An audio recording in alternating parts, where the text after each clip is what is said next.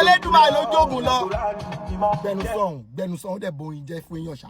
Àdúrà jogun lọ. Àlùkò àyẹn lè ṣiṣẹ́ ayẹta. Wọ́n lè rí èèyàn tó ń gbé bọ́ńbọ̀ kó wá gbàlùkùn àkọ́dẹ̀ yìnbọn fún ẹ kí ìbọn yẹn máa wọlé. The only thing tálùkọ́ máa sọ fún yín ni pé ẹ máa lọ síbi tó ti ń yìnbọn o. Ẹ já wá bèèrè lọ́wọ́ ara wa ṣé o pé gbogbo àwọn èèyàn tó kúkú ìbọn ṣé majority wọn lọ síbi tó ti ń yìnbọn. Ibẹ̀ ló ti máa mọ̀ wípé ilé ayé yìí kò lọ títí IQ ló gbà.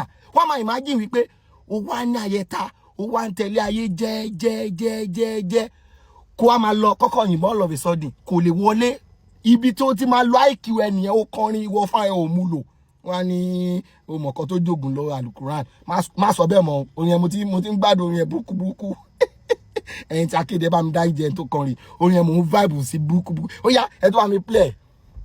Ẹ̀sùn òtítọ́ ọlọ́run mi bẹ́ẹ̀ bí àtijọ́ kò lọ bí kọ́kọ́ ó fà ṣèwé ìpele ó ṣèwé mo gbé párápá sùnlé léwé ìyọ̀lá dé play kéèké ọtí kéèké.